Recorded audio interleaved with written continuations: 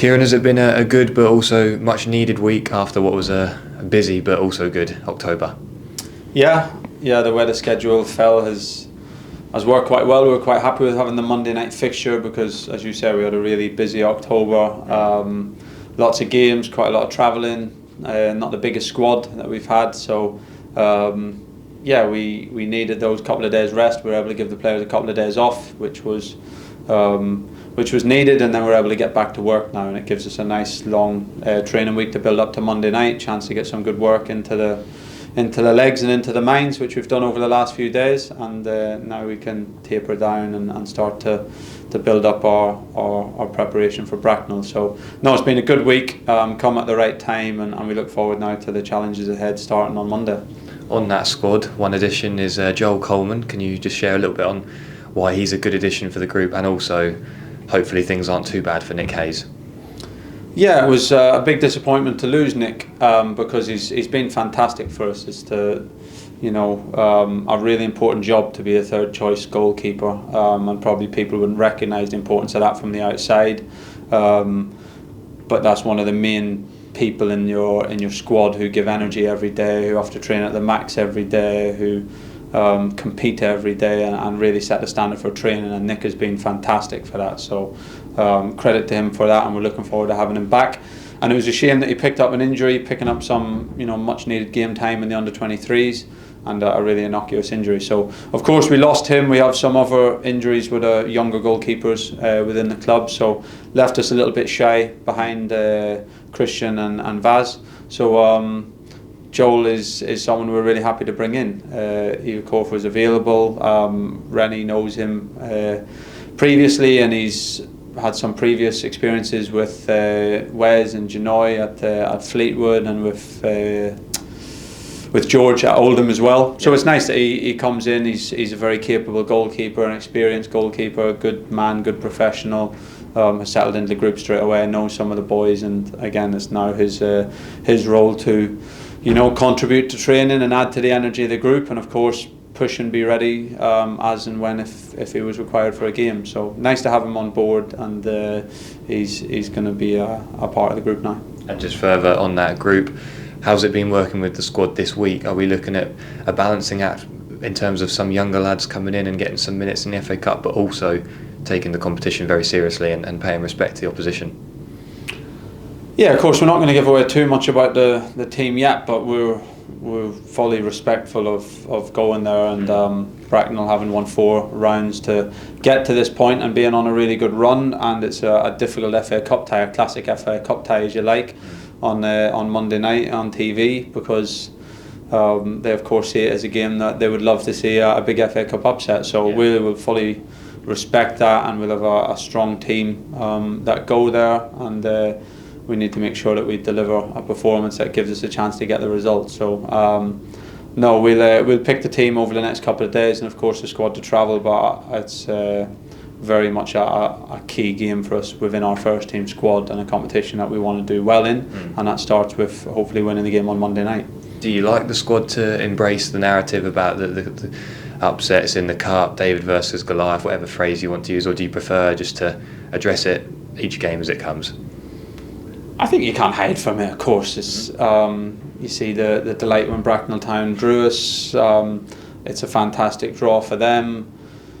The TV cameras wouldn't come if it wasn't a game that, on the outside, of course, everyone would love to see a classic FA Cup upset. So there's no point hiding from it. Of course, we're big favourites and we should win the game, and we don't need to overemphasise that anymore, because at the end of the day it's 11 versus 11, and we need to prepare the game as well as we always do, make sure that we know the strengths and weaknesses of the opposition, and deliver a game plan to the players, and then go and put in a performance to win the game. So we know the nature of the game. We know that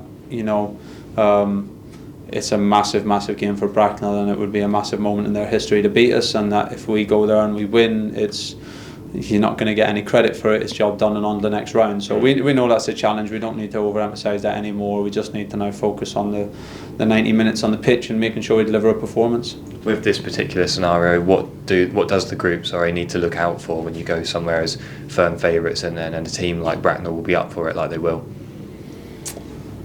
Yeah, I think you know what the dynamic of the game is going to be, and we have some games like that in League One. You're going away from home, the other team are going to be high energy, it's a massive game for them, they have threats, they're going to look to get it into the front three quickly, they have three dangerous forwards, they're going to try and win set plays and put the ball in our box, and there's going to be a vocal home support for them that are going to be desperate to see a home victory. So we encounter games like that quite often. Of course, this is on another scale in terms of the league that they're in and the league we're in. But we know what the nature of the game is going to be, and we know what the challenge is, and it's not an easy challenge.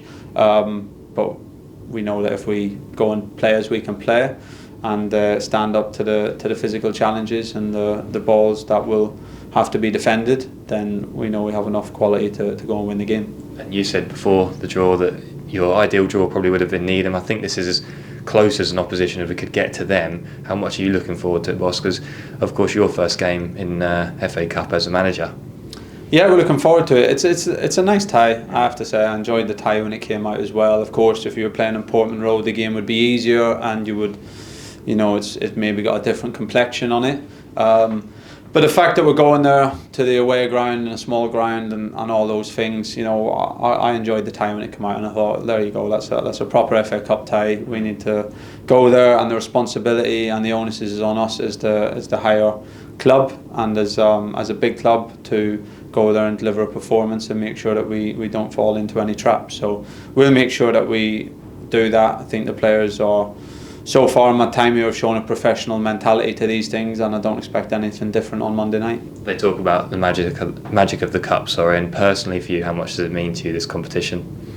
Yeah, it's a great competition. Got, as we all do, I think, great memories growing up watching FA Cup ties, and some fantastic memories watching the games. Memories in it as a coach in academy football in the FA Youth Cup, and different experiences there as a first team coach, of course, at Man United, and different experiences, some really good victories and some disappointing games, and now this is my first experience as a manager. But I don't think, again, it's not about overthinking that. It's another game. Again, we know the dynamic of the game. It's a game where one team is the outstanding favourite, but in football, and certainly in the FA Cup, we know there's a vast tradition of upsets, and I'm enjoying the responsibility of bringing our team there and making sure that we show our level and don't fall on the other side of one of those upsets, and we go and deliver a good performance, and hopefully show why we consider ourselves to be a good team and a big club. Finally, just away from the competition, how are the lads that haven't seen minutes recently getting on, the likes of Sonny Aluko, Greg Lee, Ghassan Hadme, how are they progressing? Yeah, they're all progressing at different rates, of course, as is normal with injuries. Ghassan's returned to the grass now the last day or two, so he's doing some running on the grass, so that's a positive step, and hopefully a few weeks away. Greg Lee not too far behind, hopefully we'll get out on the grass soon, and is progressing well, and Sonny's working really hard behind the scenes and is on schedule to return in and around the Christmas period, which is what we always thought with him. So yeah, they're all working away. Of course, it's a few long-term injuries that you don't want to get, and disappointing for them lads, and it's difficult months and days after days of coming in early and leaving late and not getting to go out and do the bit that you love the most, which is playing football.